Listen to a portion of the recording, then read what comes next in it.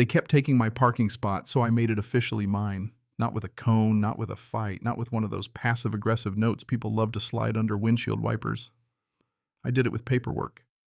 I live on Alder Street in a narrow 3-story townhouse wedged between a nail salon and a duplex that always smells faintly like barbecue no matter the season.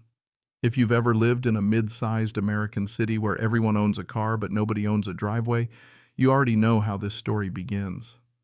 Parking on our block is like musical chairs, except the music never stops and nobody laughs. The space in front of my gate was never technically mine.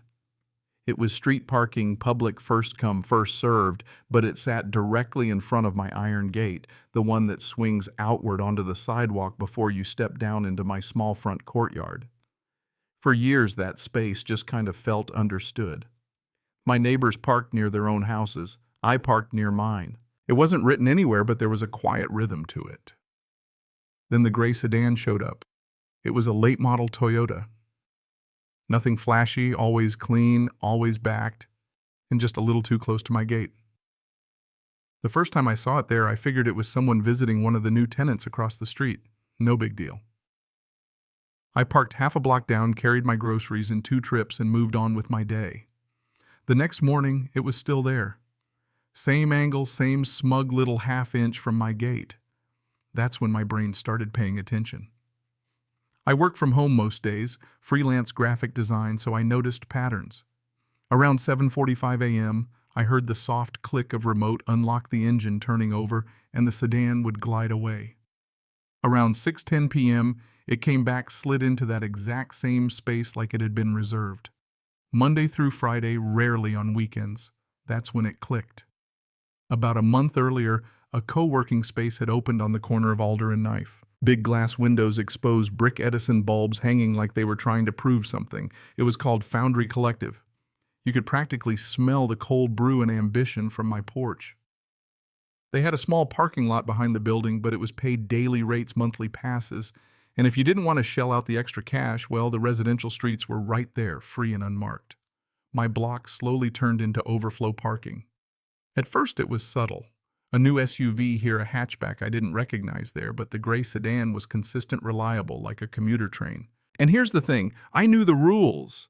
I'm not one of those people who thinks the curb in front of my house belongs to me just because I pay property taxes. It doesn't. It's public. I get that. But what started as a mild inconvenience began to turn into something else. The first real problem happened on a Tuesday morning. Trash day. I rolled my bin out through the gate and realized it wouldn't open all the way because the sedan was parked just a few inches into the swing radius, not fully blocking it, just enough to make it awkward. I had to angle the bin sideways and scrape it past the edge of the gate, metal brushing against metal. I stood there for a second, holding that bin like an idiot staring at the car. It wasn't illegal. It wasn't even technically wrong. It was just inconsiderate. The second time a delivery driver tried to drop off a large package, he looked at my gate, then at the car, then back at me. "You want me to toss it over?" he asked, half joking. We ended up passing the box through a narrow gap like we were smuggling something across a border. I laughed about it in the moment, but that laugh had teeth in it. Little things. That's what people always say. It's just little things. But little things repeated daily start to feel like someone tapping you on the shoulder, over and over and over again. One evening I got lucky. I was walking out just as the owner of the gray sedan was getting in early 30s. Slim, build beard, trimmed with mathematical precision laptop bag slung across his chest. He looked like he belonged inside Foundry Collective's Instagram feed. "Hey," I said, keeping my tone light, "would you mind leaving just a bit more space in front of the gate? It needs room to swing open."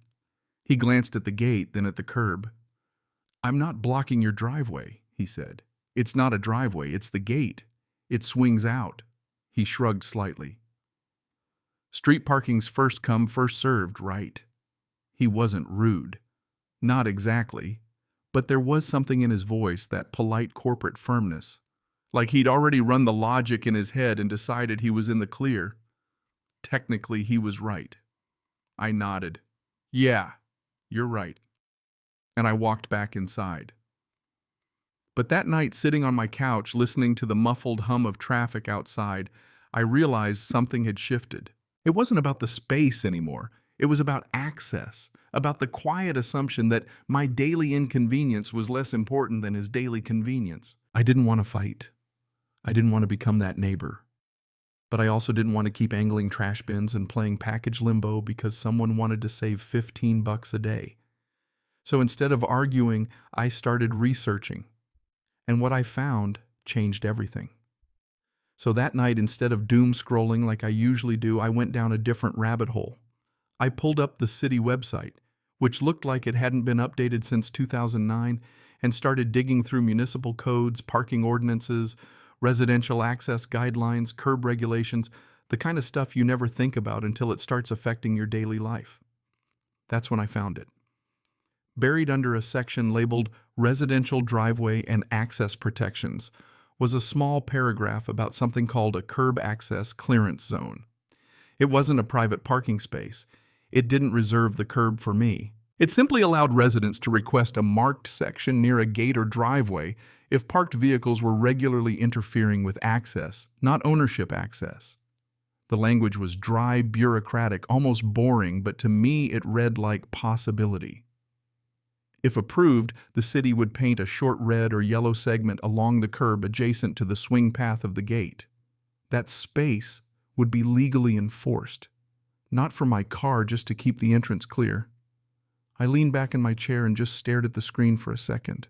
This wasn't revenge. This wasn't territorial. It was practical. It was fair. At least that's what I told myself. The application was surprisingly simple. Fill out a form, pay a small processing fee, upload a diagram showing the gate, the swing radius, and the amount of clearance needed. There was even a box where you could explain the issue in your own words. I typed carefully. Gate swings outward. Vehicles parking within inches of hinge reduce full opening clearance. Interferes with trash removal and deliveries. Seeking minimum access. Buffer not reserved parking. I read it 3 times before submitting, making sure it didn't sound emotional or accusatory. I didn't mention the gray sedan. I didn't mention Foundry Collective. I kept it neutral. When I hit submit, I felt a strange mix of guilt and relief, like I just filed a complaint about someone who technically wasn't breaking the rules but still felt wrong. Then life moved on. Weeks passed. The gray sedan kept showing up. Trash day remained a small workout. I almost forgot about the application entirely until one Thursday morning at 6:30 a.m. I heard the sound of diesel engines outside. At first I thought it was construction on 9th again, but when I peeked through the blinds, I saw a city truck parked right in front of my house. 2 workers in reflective vests were unloading cones. Another was measuring the curb with a tape. My stomach flipped. They were here. I stepped outside in sweatpants and a hoodie, trying to look casual. One of the workers glanced at me. "You the homeowner?" "Yeah." "You requested the access clearance?" I nodded. He pointed at the edge of my gate. "We're marking about 3 feet out from the swing path." That enough, I watched him measure the arc of the gate like it was some sacred geometry problem.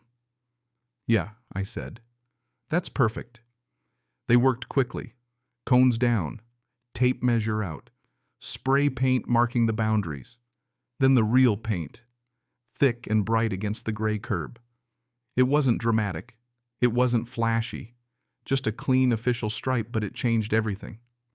When they finished, one of the workers handed me a copy of the notice. "Enforceable as of today," he said. "Cars park in that zone, they can get ticketed." I thanked him probably more enthusiastically than necessary. By 7:45 a.m., right on schedule, the gray sedan owner came out. He slowed down when he saw the cones were gone and the paint was dry. He stood there for a second, keys in hand, just staring at the curb like it had betrayed him. I happened to be outside again, coffee mug in hand, not on purpose. Okay, maybe a little on purpose. He looked at me. "You did this." His tone wasn't angry yet, just tight. "I applied for an access clearance," I said evenly. "The gate needs room to open." He glanced at the painted section. It wasn't huge, just enough to prevent anyone from hugging the edge of my gate. "This basically kills the spot," he said. "It still fits a compact," I replied. "Just not that close." He exhaled through his nose, a sharp little sound. "Parking's already tight." I know I said, and I meant it. For a moment, we just stood there in the early morning light, Two adults silently calculating inconvenience. Then he got in his car and left without another word. That day, no one parked in the freshly painted zone. The rest of the space remained open, but drivers kept a respectful distance from the bright marking. When I opened my gate that afternoon, it swung wide, smooth, effortless, no scraping, no angling. It felt peaceful. Over the next few days, I noticed something else. The gray sedan didn't come back. At first, I thought maybe he'd just found a new strategy parking a little farther down the block, but I didn't see it anywhere. Not on Alder, not on Knife, not even during my evening walks. Instead, new cars rotated through. Some co-working members still tried squeezing into the remaining portion of the space, but most seemed wary of the painted curb. The visual cue alone did half the work, and I'd be lying if I said I didn't feel a flicker of satisfaction. Not because he lost something, but because I protected something. Still, a small voice in the back of my mind wondered if I'd escalated things unnecessarily, if this would ripple outward somehow. That ripple came about a week later. It was around 8:00 p.m. when I heard a knock on my door. Not a casual tap, a firm, deliberate knock. When I opened it, the gray sedan owner stood there. No laptop bag this time, just hands in his jacket pockets. Up close, he looked younger than I'd thought. Tired, maybe. "Hey," he said, "can we talk?" And just like that, the real conversation finally began. He stood on my porch like he wasn't sure whether he wanted to argue or apologize. "Hey," he said again, softer this time. "I'm Caleb Ethan," I replied. We shook hands the way two people do when they're about to disagree but don't want to look like it. He glanced back at the street, at the bright stripe along the curb. "Look," he started, rubbing the back of his neck. "I get why you did it." "I do, but it's made things complicated." I leaned against the doorframe. "Complicated how parking's already a mess." That spot was one of the only reliable ones near the office. There it was, the office. "You work at Foundry?" I asked. "Yeah, I help manage operations." That made more sense. He wasn't just some random commuter. He was tied to the place that had quietly changed the rhythm of our block. "I'm not trying to take over the street," I said. "I just need my gate to open." He nodded. "I know. I just wish you'd talk to us first." "I did talk to you," I said, not sharply but directly. "You said first come, first served." He winced a little. "Fair." We stood there in that uncomfortable space where both people know the other isn't exactly wrong. After a moment, he sighed. "Okay, can I be honest?" "Sure. Our lot's too small. We didn't expect this many members this fast. The paid garage we partner with is 3 blocks away, and people don't want to pay daily rates, so they park here. We've gotten complaints from other residents, too." That caught my attention. "Other complaints?" "Yeah. Not official ones. Just emails, notes. One guy threatened to call a tow company, even though he couldn't." I almost smiled. I'd imagined that scenario, some dramatic showdown with a tow truck and flashing lights, but I hadn't wanted that. "So what are you asking?" I said. He hesitated. "Would you consider maybe adjusting it? Asking the city to reduce the painted area?" I shook my head gently. "It's the minimum clearance." He looked disappointed but not angry. "This isn't about the spot," I said. "It's about access. Trash day deliveries, basic stuff. I'm not trying to make your life harder." He studied my face for a second like he was checking for sarcasm. "I believe you," he said. There was a long pause, the kind where a story could go in 2 very different directions. Then something shifted in his posture. Less defensive, more thoughtful. "What if we fix it on our end?" he said. I raised an eyebrow. "Meaning we're negotiating with a parking garage on Maple. If we subsidize part of the monthly fee for members, it might pull cars off this block. It'll cost us, but it might be worth it." "Probably cheaper than bad blood with the neighborhood," I said. He laughed quietly. "Exactly." He extended his hand again. "No hard feelings." I shook it. "No hard feelings." When he walked back down the steps, I felt something unexpected. Not victory relief. Over the next week, I noticed subtle changes. Fewer unfamiliar cars lining Alder Street in the mornings, more open curb space in the evenings. I overheard 2 of my neighbors talking about how parking had suddenly become easier. One Saturday afternoon, I ran into Mrs. Delgado from 2 doors down while we were both watering plants. Did you notice, she asked, tilting her head toward the street. Notice what less chaos, she said. It's calmer. I shrugged, trying not to look too pleased. Maybe people found other options. She squinted at the painted curb near my gate. You had something to do with that, didn't you? Just asked for my gate to open, I said. She smiled. Good. A few days later, I saw a small sign inside Foundry Collective's window. Discounted parking available for members. Ask inside. It wasn't flashy. It wasn't an apology, but it was a solution. Cảm ơn các bạn đã xem video.